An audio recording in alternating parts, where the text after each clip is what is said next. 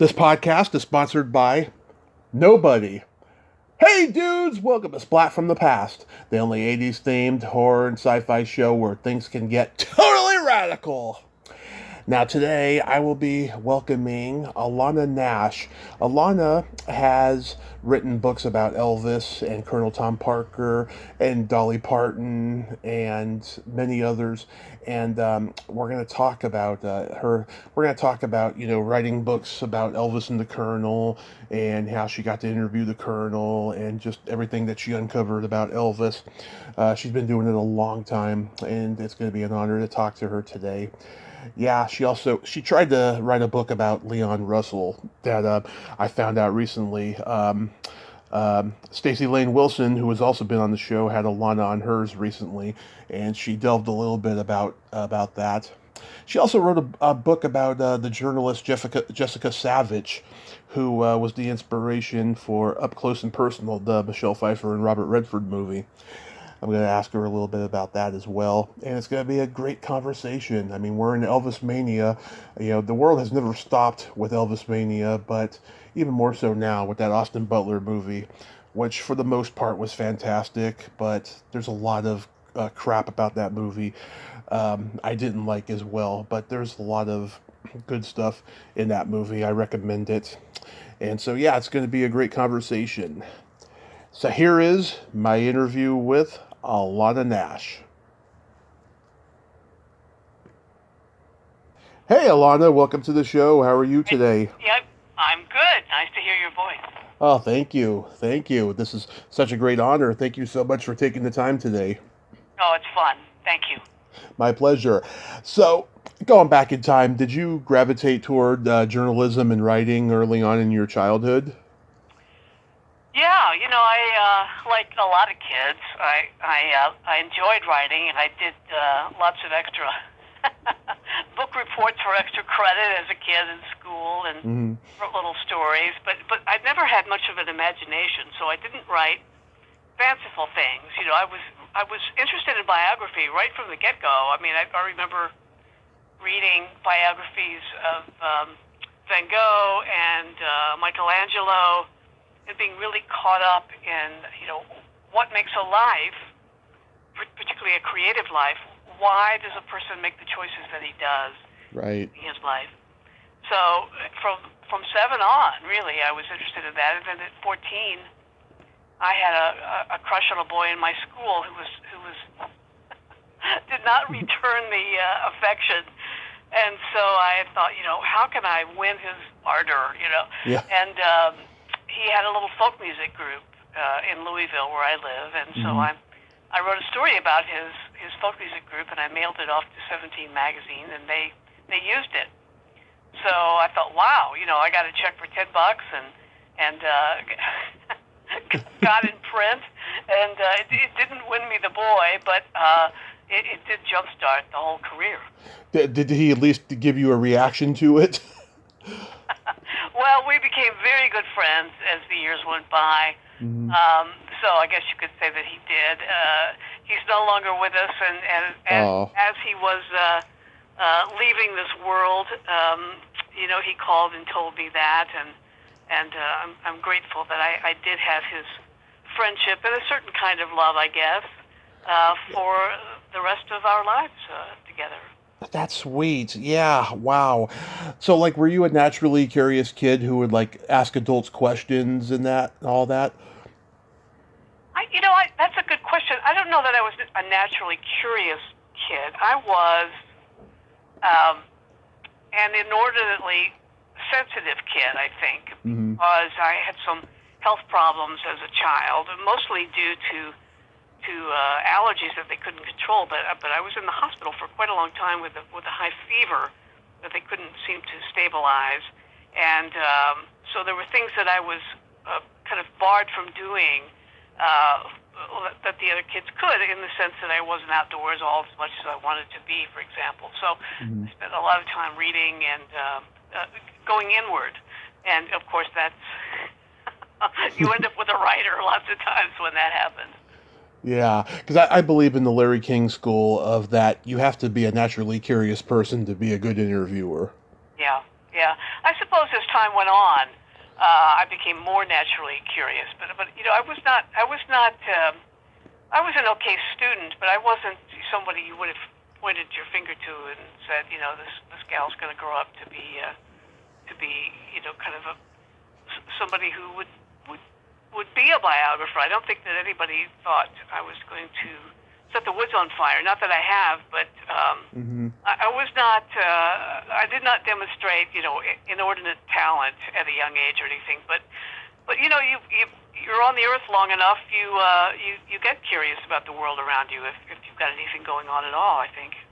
Yeah, well, you didn't have that option of being, you know, influenced by the internet, because now I think kids are saying now, I'm going to grow up to be a biographer and, you know, this and that, and just things that you didn't say back then, you know?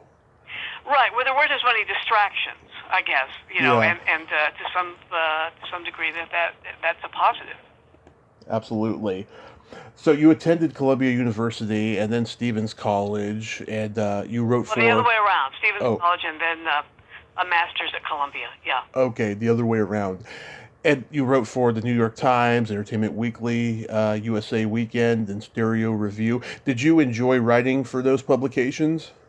Oh, I did. The stereo review gig lasted something like 16 years, and that was a wonderful, wonderful experience. I was the folk music reviewer and the country reviewer, and did some of the pop stuff. And that group of critics was really like a family, and the editors treated us as such, and brought us up to New York every year for a banquet, and just treated us like real people. You know, I mean, we weren't just people who got a check after we turned something in. We were valued. And wonderful editors there, particularly Bill Livingston and Steve Simmels. And, Mm-hmm. you know, Steve is kind of a legend in rock music, and proud to say he's still my friend. So that was an extraordinary gig. Entertainment Weekly, you know, belonging to that little clutch of writers was an extraordinary feather in my cap. And I treasure friendships I made with those folks years ago when the magazine first started out. Of course, it's no longer a print publication, Mm-hmm. and it makes me sad. Yeah. Were you interviewing mostly musicians?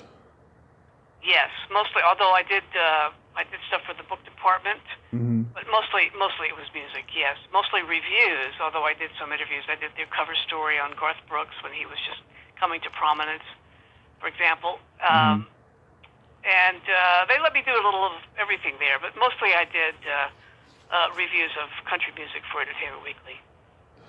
Yeah, it was a magical time in New York during that time. Is that where you were living? No, I've always lived in Louisville, Oh, although I okay. lived in Nashville for a brief period of time when I was writing my first book, which is about Dolly Parton in 1978. Right. So so you've been in Louisville your whole life then. I said, you know, college was Missouri and New York, came home. Mm-hmm. Yes, although I'm grateful that Louisville was a wonderful place to grow up, and it's still a pretty fantastic place to live. I always think that we're kind of a big town, not really. We're not really a major city. We're kind of a big town, and I kind of like it that way. You can get anywhere in 20 minutes, and yet it's not backwoods by any means, and it's a beautiful place to live. Yeah, my grandparents on my dad's side, they were from, I think, Lexington in Kentucky, and they were Irish. And my great grandmother, she lived to be 104 years old, and Oh, I got to meet wow. her when she was like 101 or something. And yeah, I mean, she was still using the racial slurs at that time, because that's what she Uh, grew up in, you know. yeah, yeah, Yeah, yeah. Well, you know, that generation, yeah. I was very surprised when I was in graduate school in New York. I spent my Christmas vacation with my sister who lives in Gloucester, Massachusetts, and I worked on the little paper in Gloucester there for Hmm. Christmas vacation. And, you know, I really thought that I was so naive. I really thought that prejudice was only in the South. And it was really an eye-opener for me Hmm. that people in Massachusetts, at least in that little town, had their own prejudices. At that point, it was about the Portuguese. So Right. I learned that, unfortunately, some folks try to lord it over other folks, no matter where they are or where they come from. Right. Wow, I didn't even realize that about the Portuguese. That's interesting. Yeah. So, Portuguese fishermen, Gloucester's a fisherman's town. right.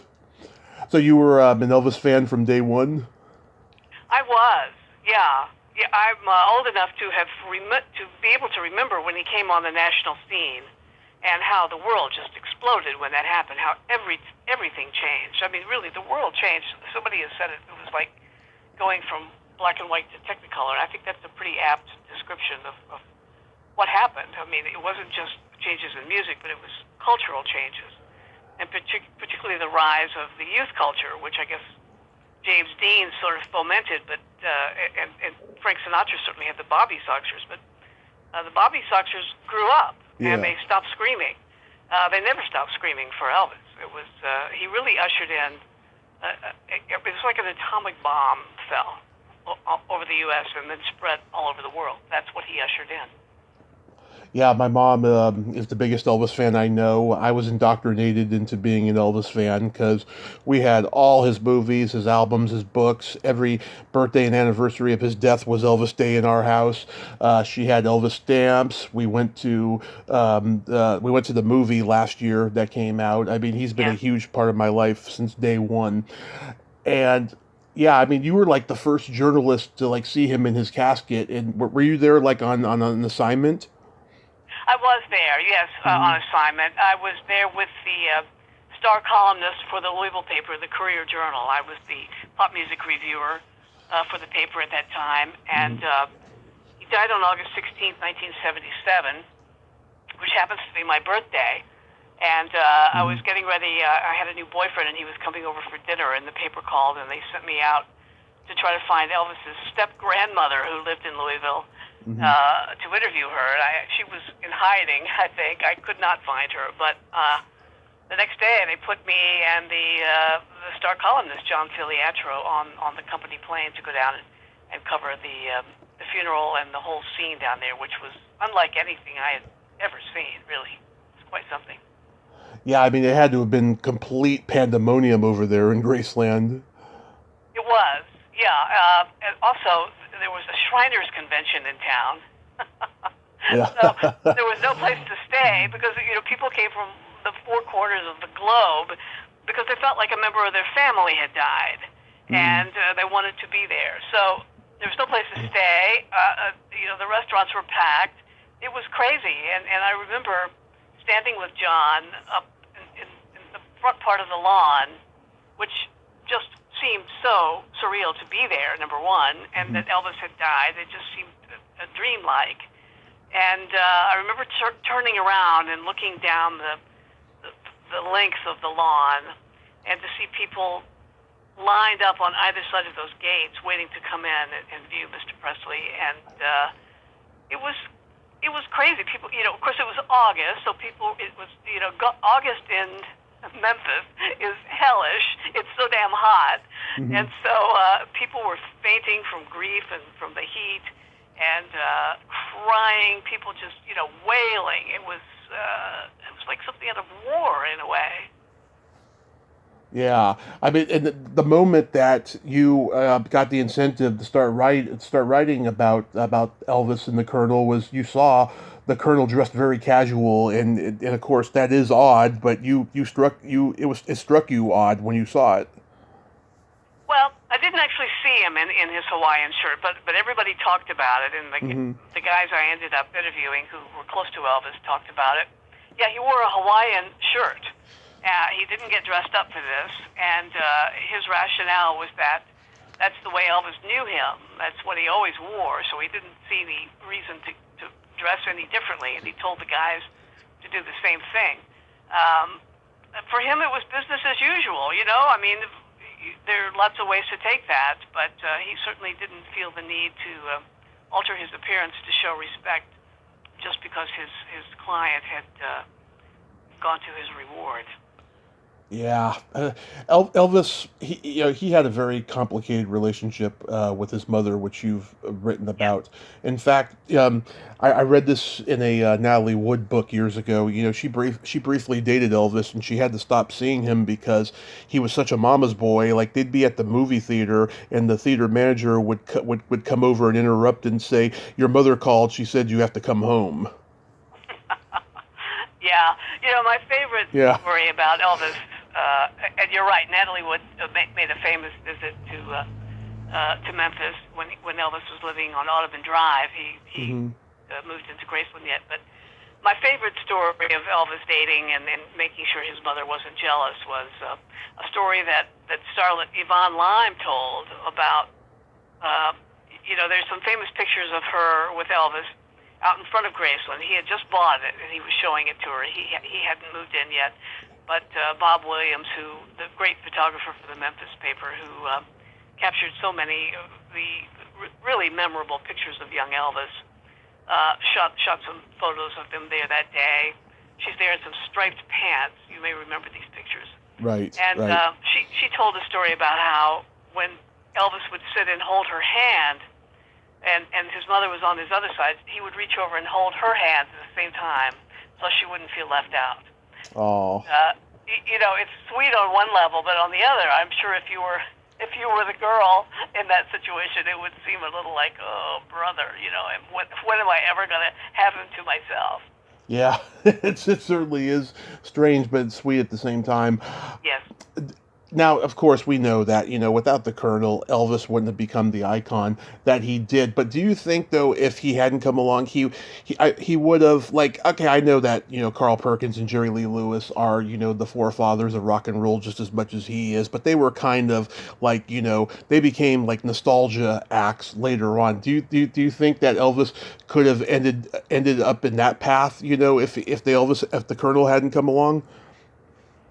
Well, this is an excellent question, and one we'll never really know the answer to. But it's let me lay two things out to you. Hmm. One, Elvis was already capturing some national attention in the sense that he'd already won the Billboard Award for Most Promising or whatever that was called. But in other words, somebody who was on his way up, a rising star from Billboard.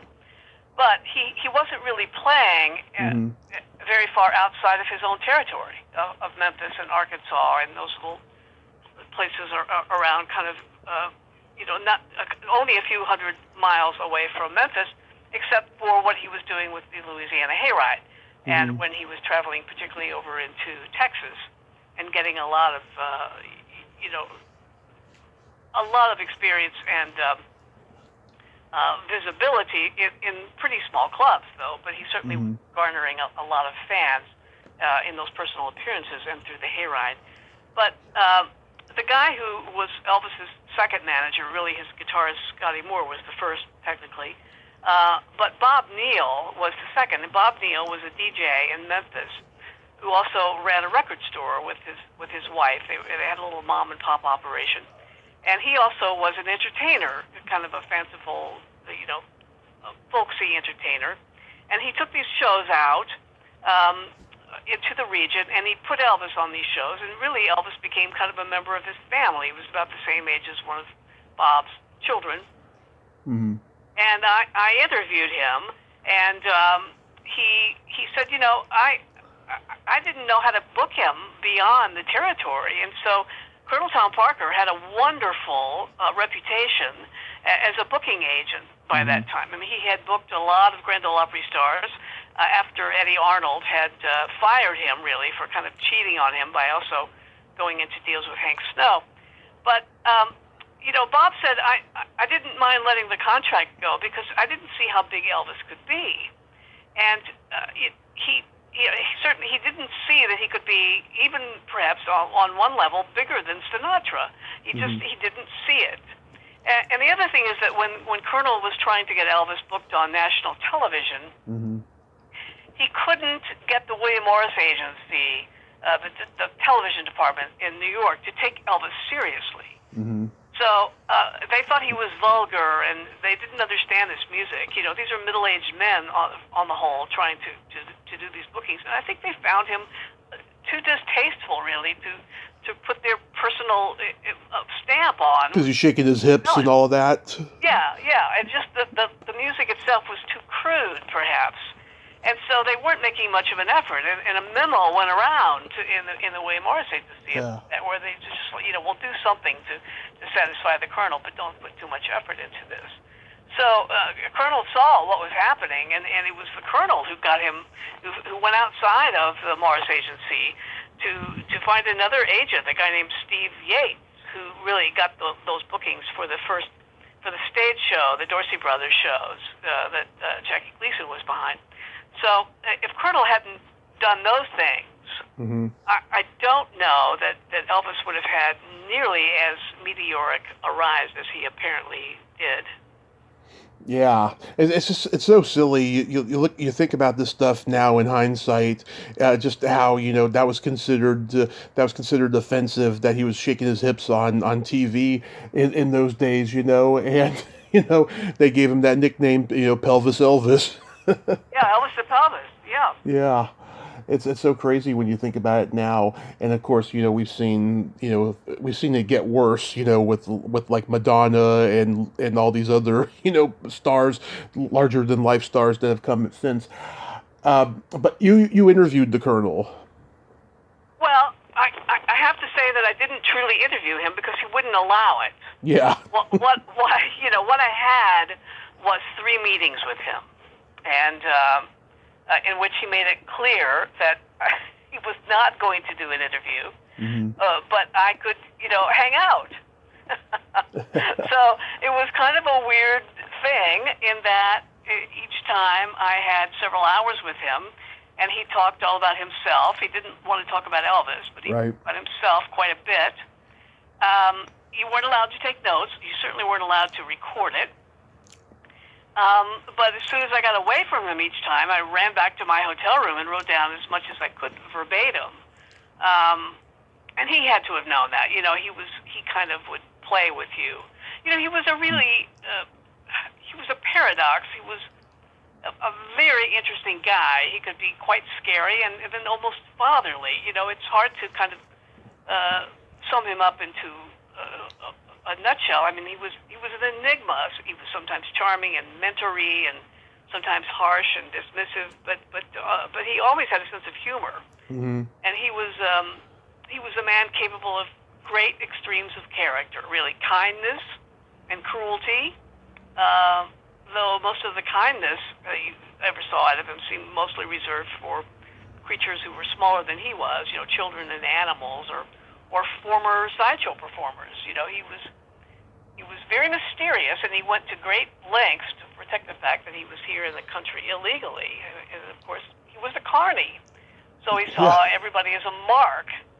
And he had this motto: you either con or you get con.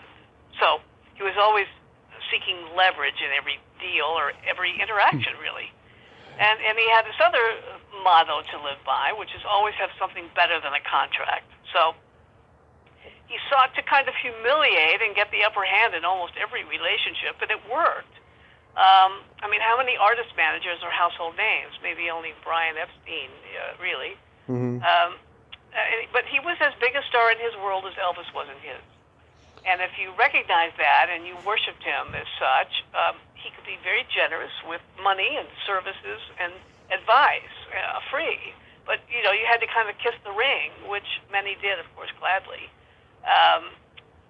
He had this reputation of always being stingy, but in the 3 times I met with him, he always offered to pay for a meal, for example, and picked me up at my hotel with his wife, and was quite kind to me. But he could also be cutting and insulting if you pressed him very much for information, or just to try to get inside of his head a little bit more. So, he's kind of like dancing with a grizzly bear. I mean, you're just thrilled that the bear is dancing, but at any second it might eat you. So that's kind of what it was like to be with him. Yeah, like the cocaine bear. Yes, exactly. Yeah, I put him in the same category as Ray Kroc, the guy who stole McDonald's from the McDonald's brothers. Like he spent his whole life grifting and trying to find the right opportunity to get rich, and then he did later in life. It's like the same kind of thing. I wasn't aware about that, about Ray Kroc. Certainly that's a name I recognize, but I don't know that whole inside story, but that sounds fascinating. Yeah, there's a movie Michael Keaton did where he Yeah. played him. I'm gonna watch it. It just came to Netflix, so I want to watch that. But yeah, it's like the same type of thing. Yeah, I was gonna ask you about that. So he was married. Did he have any children? No, he had a stepson from his first marriage, who Hmm. he didn't treat all that well, quite frankly. You Of know, course. he didn't like people getting close to him, and he never let Bobby very close to him either. So always, there's in one way it's easy to kind of have sympathy for him Hmm. because something happened that was so dastardly that he could not even tell his first wife he was from Holland. Wow. Um, I don't know what it is precisely, but something happened over there that he couldn't fix, and he could fix almost anything. Wow. But as a result, he cut himself off from his Dutch family, which I know that he loved very much, particularly his mother. Hmm. And he had kind of spies in Holland who would report back and tell him about their welfare. So he cared about them. And he had money taken out, an allotment taken out of his army pay when he joined the U.S. Army, when he first came over here in 1929. But he was terrified of people finding out that he was from Holland, that he was here illegally, something he finally had to admit after Elvis died, and the state of Tennessee forced the estate of Elvis Presley to sue him. And Hmm. he managed to kind of elude that for a while in court, and then they finally sued him in federal court. And he said, "Guess what? You can't sue me in federal court because I'm not a U.S. citizen." Wow. And furthermore, when I came over here in 1929 and joined the U.S. Army, I automatically forfeited my Dutch citizenship. So I'm literally a man without a country. You can't even deport me anywhere because I don't belong anywhere. So, he was always thinking, always thinking, and always one step beyond anyone's grasp. Yeah, I gotta ask you. You interviewed friends of his, including Minnie Pearl. Yeah, I What? loved Minnie. Yeah. Yeah, what was she like? Oh, she was very smart Hmm. and full of heart. She was always everybody's best friend, particularly if you were kind of an underdog. And although I've been doing business and doing interviews and being allied with Nashville since 1975, I don't live there. But she accepted me completely into the country music family and was always very gracious and warm-hearted with me. And I just had a lot of love for her, and that's the story you'd hear from almost anybody who knew her. She was just an extraordinary person, and always gave everybody the benefit of the doubt. And when people were up in arms about the way country music was changing and allowing more pop sounds or rock sounds to come into the music, she said, we've had our day. Let them have theirs. So always a progressive in the way that she thought, and always very loving. Yeah, she reminded me of Geraldine Page in The Trip to Bountiful. Yes, I could see that. I could see that. That's a wonderful film. One of Yeah. my favorites, really. Yeah. Oh yeah, it's great. A great play too. Yeah, I mean, she was like one of those people who became successful later in life, like Rodney Dangerfield and Brother Theodore and all these other comedians that didn't get accepted when they were younger, and then later in life they became pretty successful. It's like, oh yeah, I know that person. Yeah, she didn't even come on the Grand Ole Opry until she was 30, which was quite an advanced age at that time for a woman, a single woman, and an entertainer to begin making her mark. But she was one of those who used the Colonel to book dates for her, and she was allied with Roy Acuff, and he took her out on shows, and Roy almost tapped the Colonel to be his manager. Hmm. I think his sister talked him out of it. She said, you don't want the dog catcher. And the dog catcher I mentioned because before he was hooked up with entertainers, the Colonel was, he had been a road manager for Gene Austin, the crooner My Blue Heaven, and he Hmm. the carnivals. But he had been the field agent, so to speak, for the Hillsborough County Humane Society in Tampa. So he was literally the dog catcher there, and started perhaps the first pet cemetery in this country. But to raise money for the Humane Society, he began bringing in these country music shows, and he brought in Roy Acuff, who told him to keep an eye out on Pee Wee King's lead singer, young guy named Eddie Arnold. He said, eventually he will break from Pee Wee and go out on his own, and that's a young man with talent that you should keep your eye on. And Colonel took that to heart and went after him. He really kind of stalked him over a period of time. Eddie had other ideas about another manager, but Colonel wore him down and eventually got him, and of course made him into a household name. Wow. Yeah, as I mentioned earlier about, I saw the movie in the theater with my mom last year, and I liked it. I thought it was visually stunning, and the acting is great. I just didn't like that they were it was so saccharine about the Colonel, and I guess it's nice that they were trying to humanize him, but I just it just didn't feel real to me. Well, you're exactly right, Tommy. Thank you for saying that. Thank you. I try to see all sides of the Colonel. Mm-hmm. And there are a lot of sides to spend a lot of time on with him. But the film makes him out to be this classic, one-dimensional villain. Mm-hmm. Kind of Satan in a snowman sweater. And, he really had... Well, it also made him look kind of stupid. Yeah. He was anything but stupid. My God. I mean, as somebody says in my biography of the Colonel, he had it from the eyebrows up. I mean, he knew he could outthink anybody about anything, really. Mm-hmm. And part of that is just living by his wits from being in the carnival. And the other part is how he managed to, elude being deported. Well, he was deported once, but before anybody knew who he was. But had lived in this country all those years without anybody really finding out. So he was enormously smart, and he made a lot of really good decisions for Elvis, particularly in the early years. He was, I'll say that he was always a better promoter than he was a manager. Yes. Because the deals that he made for Elvis always benefited himself more than they benefited his client. But in the film, you see him just kind of this bumbling figure, almost cartoonish.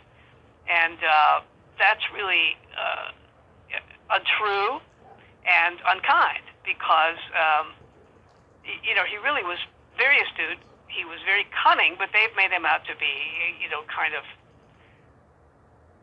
like dastardly Whiplash, twirling the ends of his imagined mustache.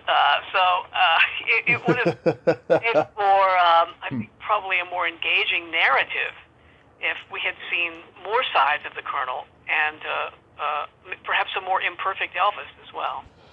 Yeah, I mean, Tom Hanks is my favorite actor, so I'm biased. I think he should have been nominated for an Oscar just for the effort, because he did put a lot into it, I feel, like he does with every performance. And also, too, I was reminded of Amadeus as I was watching this movie, because just like that movie, it's about the predator as much as it's about the prey. And the prey is the namesake of the movie.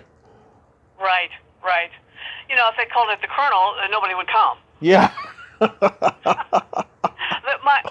only bone to pick with Tom Hanks in this characterization is the accent. Yeah. Which was Forrest Gump. Was what? What did you call it? It was Forrest Gump. Forrest Gump. The Colonel didn't talk like that. Well, and of course the movie has to take measures beyond everything that happened in true life, but we're supposed to believe that Elvis is so shocked to learn that Colonel was from Europe, but he would have had to have had a tin ear not to have heard that kind of accent in Hanks's delivery. So it was just way over the top, I thought. Yeah, but, I will admit that. What's that? I will admit that it was over the top. Way over the top. Yeah. And I did an interview with Baz Luhrmann. It was an email interview for AARP's website, and I asked him why he had Hanks do such a strong accent, and he said it was to emphasize his otherness. But wow, I don't know if Baz asked him to do that or if Tom just took it too far. But that's where I thought they really, other than the characterization, was just way too one-sided. That's where it really missed the mark. Do you have any favorite Elvis movies? Oh, I loved King Creole. Yes. I really thought that's where you saw his potential and his seriousness and real talent as an actor. You know, that's what he really wanted to be to start with. Not a musician. He wanted to be an actor. Yes. He was a theater usher as a teenager, and so he saw a lot of films, and he fantasized particularly about being kind of a Tony Curtis-esque actor. And for a while, he had a little spit curl like Tony Curtis had in his younger days. And one reason he dyed his hair so black was both for Tony Curtis and for Rudolph Valentino. And you know, in his early pictures, you see him always with this very intense look. He's not smiling, and he's really trying to do a Rudolph Valentino, which is kind of hilarious. But you could also see why. You know, a young guy kind of emulating his idols or what he thought turned women on. Yeah, the scene where he's singing in the toy store, the great actress Jackie Joseph, that was her first movie, and he sings to her for a moment as she's holding that teddy bear. She's been on here 3 times, and I just talked to her again about a month ago or so, and we talked a little bit more about that, and she said, you know, Elvis cornered her and talked to her for a little bit, but nothing came of it or anything, but she's like, that's one of her favorite memories in the business, you know, and it was her first one. Yeah. Wow, what a way to start, huh? Yeah, it was. Yeah, and she had just got done doing a long-running show on Broadway before that. But so like King Creole, Jailhouse Rock, GI Blues, and Roustabout are my favorites. I love those ones, and GI Blues is my mom's favorite. Why did she like that one so much? I just think that I think that she liked the fact that he had great chemistry with Juliet Prowse. He certainly did. Right. Yeah, and then just the songs in it are great. You know, I mean, I love it for the songs in that. You know, did you ever? You know, at the end of the movie. Yeah. There are some good songs on that soundtrack. You know, it was the next big film, Blue Hawaii, that unfortunately sealed his fate because he had done Wild in the Country and Flaming Star, which that initially were not very big money makers. And but once the Colonel and the director, you know, and Hal Wallace figured out a way to introduce an exotic locale, lots of girls scantily clad, and something like a 14-song framework, Elvis, the serious actor, was cooked. Those films made money. Blue Hawaii made an inordinate amount of money, and he couldn't break out of that. Not for any extended length of time. Right. Yeah, those are all great movies, and of course, you know, Viva Las Vegas. You know, that probably, you know, gave him the hint that Vegas was in his future. I'm sure it did. Yeah, I mean, the Colonel also was always thinking about a 3-tiered system. You know, it's records, and it would do movies to sell the records, and that's where the singles were coming from in the 60s, you know, particularly when the songs weren't so hot in the movie soundtracks, and Elvis was not charting as he had before. But then when the movies petered out, then they'd go to Vegas. And then there would be these one-offs, you know, something like the Hawaii special or 68 special, which originally started out as it wasn't supposed to be a music special so much as it was a film for television. So that was the impetus or the origin of the deal with NBC, was to do a film for television. And when he wasn't doing all that stuff, of course, he was doing one-nighters in the same kind of towns that he'd done all his life, and that the Colonel had first visited when he was in carnivals, and he had friends there, and he wanted to go back to those same towns where he knew people, and he knew the town. So In some ways, the Colonel was just brilliant and launched, again, the biggest cultural icon of the 20th century. But Oh, held him back in not keeping up with the times and growing. oh yeah, he's making huge movies for 20th Century Fox and Paramount and MGM. I mean, he had huge contracts there. And even if the movies, didn't make that much money, they still made money. I mean, he was that big of a star. Yes, and then, of course, as time went on, they all made huge money, huge money.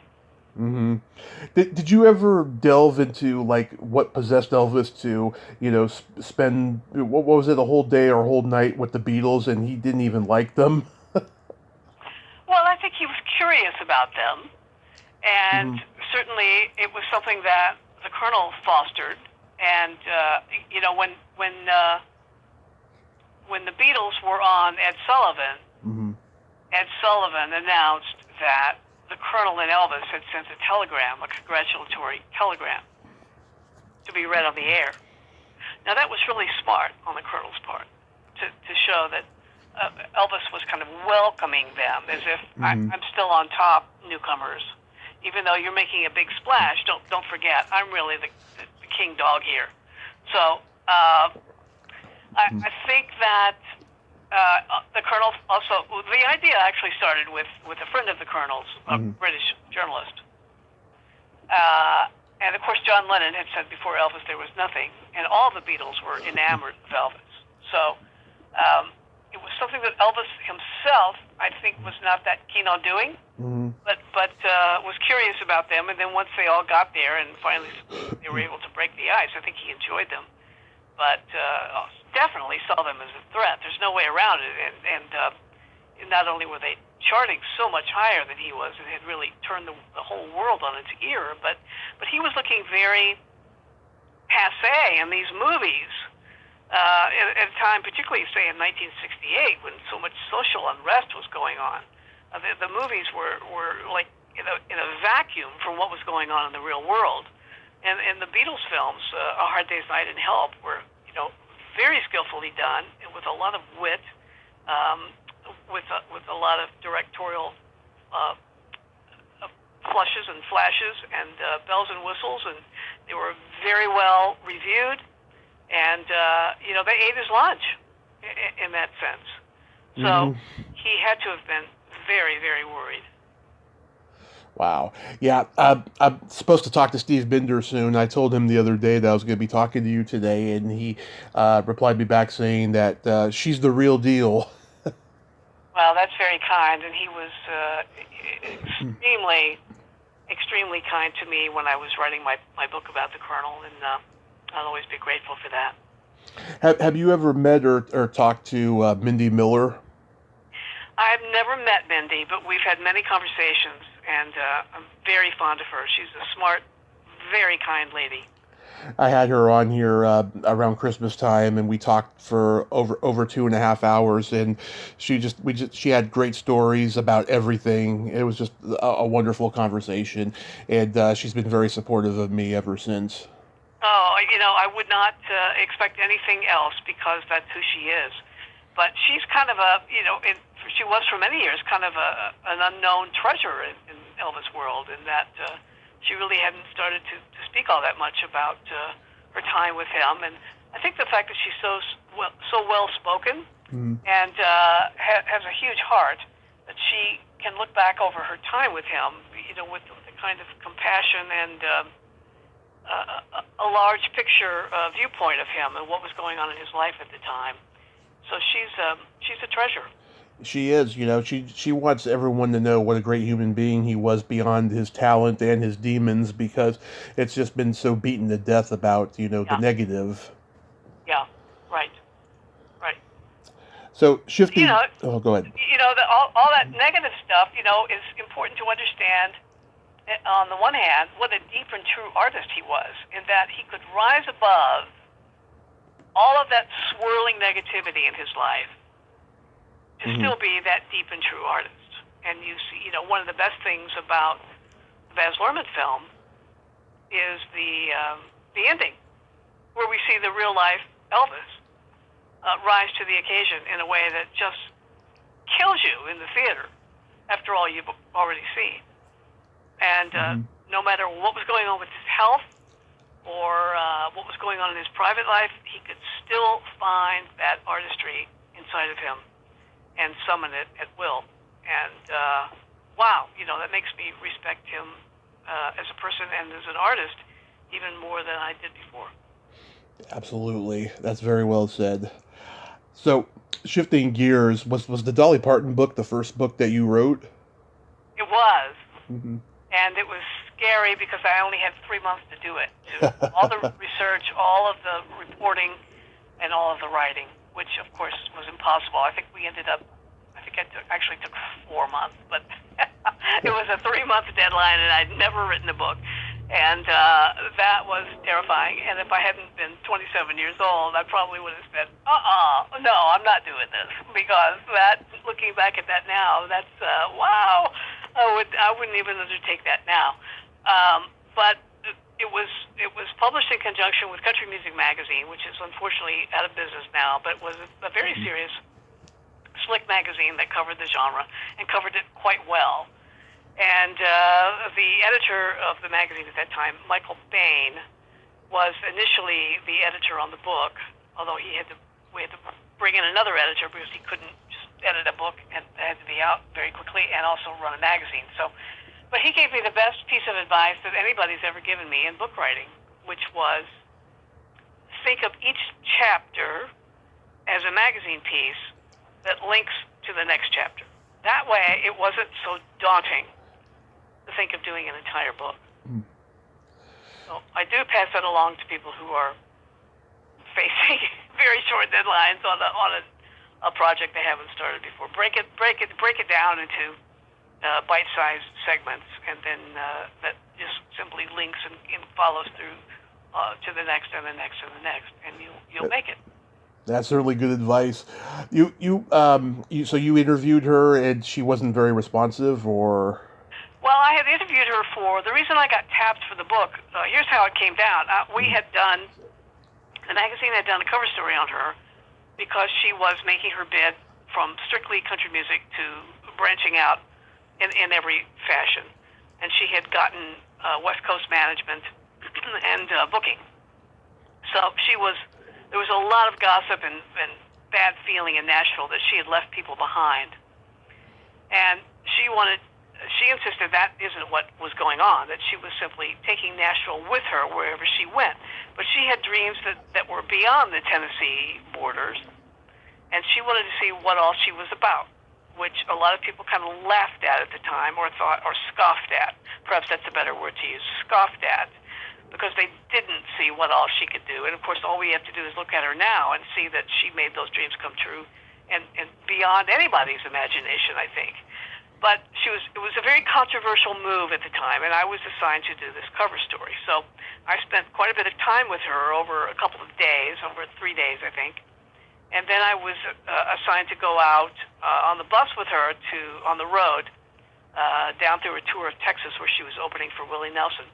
Mm-hmm. The bus part of it fell through, but I went down there, and she was not all that well accepted by Willie's crowd when she came out singing, stuff like she covered My Girl, for example. Yeah. And, those cowboys down there didn't know what to make of all this. They wanted to hear Willie music and country music, and she was doing Light of a Clear Blue Morning, for example. And so she did not get this rousing reception that she had hoped for.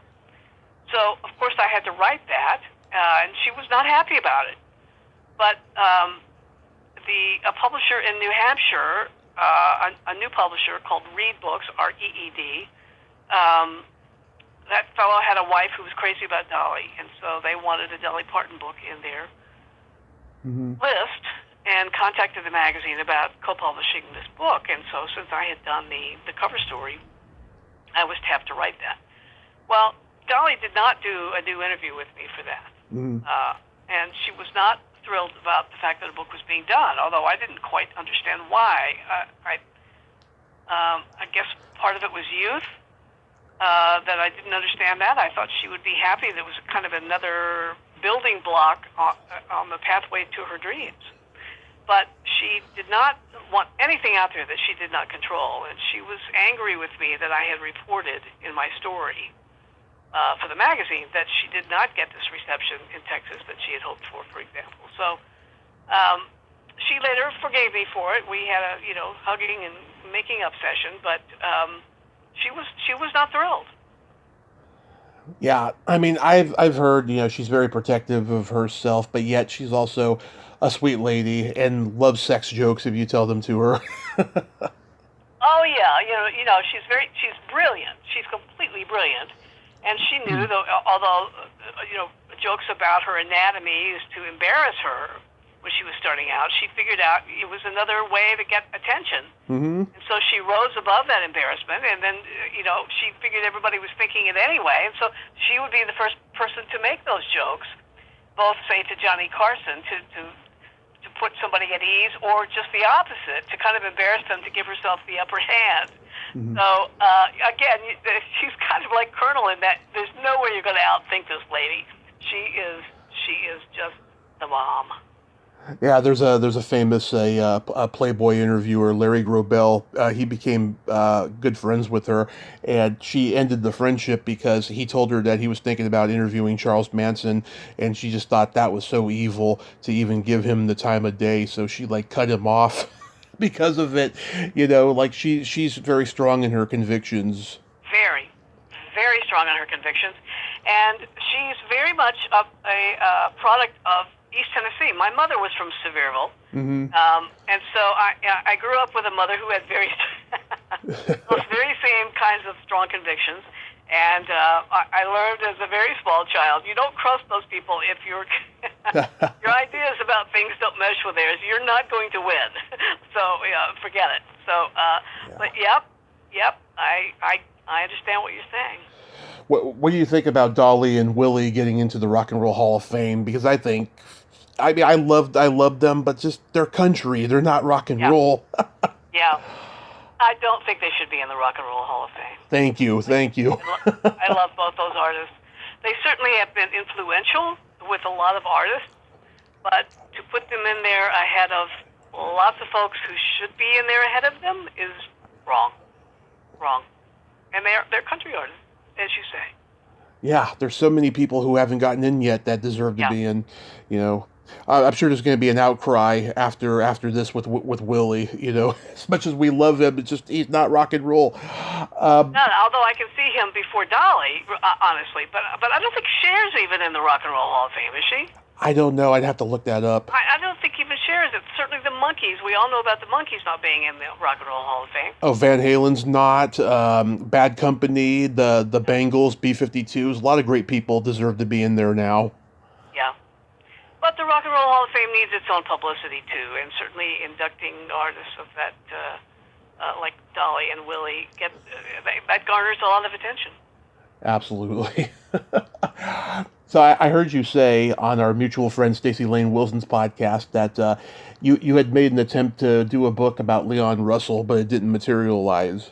Oh, this is one of the big disappointments of my career. I just loved him. I loved his music from the time of his first solo album. I remember when he was on Shindig, but his first solo album, I just flipped and became so enamored of his work, and had interviewed him a couple of times, and we just clicked, and he didn't click with a lot of people. And so I thought, here's a guy who is so influential and is such a talent, such an artist. He should do his own book. And so he had thought about it, but he had started a book, but he didn't really know how to. It had no beginning, middle, or end. It was just kind of a collection of anecdotes and not very well fleshed out. He's a songwriter. He's not a book writer. So he did come to me after I had suggested it and said, well, let's do this. But he had a very peculiar way of style of working. And I just couldn't have done it. He wanted me to come down and live in the house with him and his wife, Jan, and interview him that way, and then do all the writing there, too. In other words, just move in. And I said, well, that doesn't. I can't do that. I can't can't have all those distractions. Plus, I knew that I was going to have to interview a lot of other people because he couldn't remember his life. And he was very upfront about it. I just don't remember it. So I said, well, the way you do that is then give me everything you do remember, and then I go out and find everybody else who worked with you who would also have stories, and that will perhaps jumpstart your memory or add different context to the book. So he just didn't see it that way. So we didn't do it, although we never stopped talking about it. And then he died. So, but we remained really, really good friends up until his death. And I think really the highest compliment he ever paid me was that he said if he had a little sister, he'd like it to be me. So, I hang on to that. I really loved him. I just adored him. Yeah, I just interviewed his former girlfriend, Miss Chris O'Dell, and she spoke very highly of him, and she said she enjoyed her time with him. But yeah, he was a complicated and underrated genius. He really was. He was. Yep. Yeah, I'm Even glad you brought him up. Oh, absolutely. Even the rock band Nazareth covered his song Alcatraz. Uh-huh. Yeah. That's one you don't hear covered a lot. So. Yeah. Well, anything that has "as" at the end, that's what they do because they're Nazareth, So that album was called Ramanaz or whatever that album was called, Razamanaz. Yeah. Right. So you wrote a book about the journalist Jessica Savitch. Did you ever work with her? No, I never met her, but I was pretty captivated by her when she came on NBC, the network, at 30. And I had when I was at Columbia University in graduate school, they were kind of steering me toward television news, but I didn't want to be in television news. I knew how that worked. You work from one market to the next, and you're always trying to climb that ladder. I didn't want to live my life like that, and I knew that that's a short career for a woman. And I'd always, as we discussed earlier, I had been writing since I was a small child. So I thought of myself as a writer, and I thought, TV's not really for me. But then I got out of school, and only a few years later, there she was at 30 anchoring the weekend news. And I thought, wow, she was only a couple of years older than I was, and so I watched her closely, and she had a very compelling presence. But then I saw that even though she'd been brought in as an anchor with a Washington beat to bolster making her an anchor, she wasn't being elevated through the system the way I knew that people were. And then she had disappointments in her personal life and some pretty odd things that happened. They got into the news, and then she died in a freaky accident. And I thought, wow, what is the story there? Yeah. And I wanted to know what it was because I really admired her. Yeah. Did you? What did you think of the movie Up Close and Personal? Well, I hated it. It was it was supposed to be my story, my film. It was they had optioned my book to become this movie, and then it ended up being a romance with a broadcasting backdrop instead of her real tragedy. So I was sorry that her story got shortchanged, and then I didn't think it was a very interesting film. But it went through, and Joan Didion and John Gregory Dunn wrote that screenplay, and they wrote the initial few drafts, and then it went to another screenwriter, and then another screenwriter, and then another screenwriter, I do believe, and then it came back to them. And I interviewed two of those screenwriters in between, and one of them told me that after many meetings, he finally said to Scott Rudin, who was the producer at the time, I'm forgetting, what is this movie about? Yeah. and Scott Rudin said, it's about two movie stars. That's what it's about. Yeah. So that's unfortunately what it became. So yes, I really didn't like that film at all, and I was very disappointed that Jessica didn't get her due. Yeah, well, it's never too late. Maybe someday someone will make a movie that tells the truth. So I hope so. I really do hope so. So you've written 4 books about Elvis. Are you pretty much done with his story? I try to be done with his story. He is my life's work.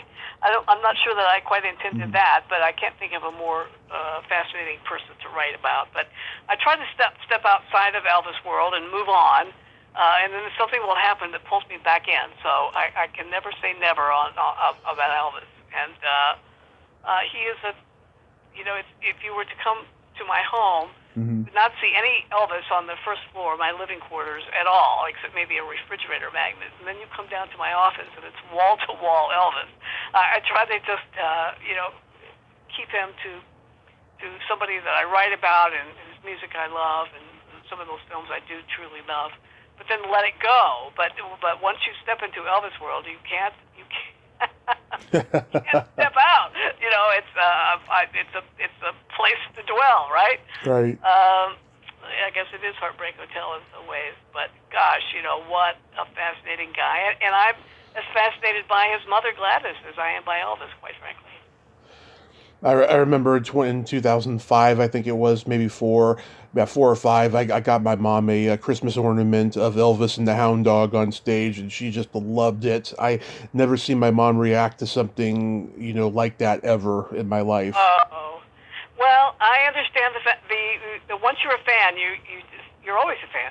So I get it. I really do. And one thing that the Elvis, the Baz Luhrmann film did that I really like is that it did introduce him and make fans of a younger generation. I just wish that it had been more truthful to the way the story really unfolded, because movies have their way of searing into your memory, and you think it's all gospel, and particularly when it comes to the character of Parker. So. But I am glad that people all around the world, and there are bigger Elvis fans in Europe and Asia than there are in America, and I am glad that the film brought so many of them into the fold. Are you writing a new book? I'm writing a kind of partial memoir, a story of my closest friend who died suddenly and tragically in 2017.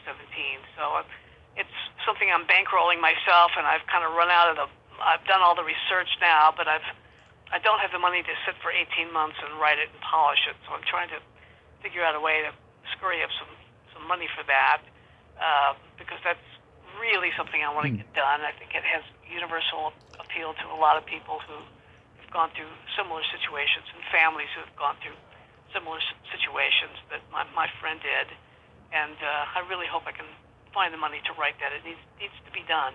And then maybe I can move on. I don't think I can move on to anything else until I get that done. Right, that's good. That's you're writing something memoir based. Good, a break in the biography department here. Yeah, that's time to do research of yourself. Yes. Have to go back and think about how I've lived my life. Do you have a website where people can find you?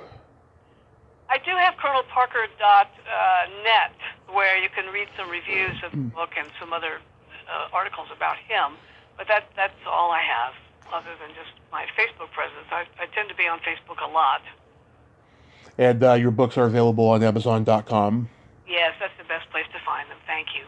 Wonderful, absolutely, Alanna. Thank you so much for coming on. Thank you. And this was really pleasant. I hope your next book that you're writing about yourself is going to be great as well, and it's going to be a great experience, writing it. Thank you, Tommy. You're very sweet to say that. I really appreciate it, and it's a pleasure to talk with somebody who is so knowledgeable about all that we've talked about today. So. Oh, thank you. I appreciate that. Have yourself a great day and be safe out there. Thank you. You too. Thank you. Bye-bye. Bye. Well, there you have it. Alanna Nash, ain't she a sweetheart? Oh, that was so sweet of her to be so complimentary of me and my knowledge. I don't get that often enough. I mean, I have, but not enough. Well, until next time, this is Tommy Throwback Kovac saying there's no shame in living in the past, because the present sucks. Later, dudes.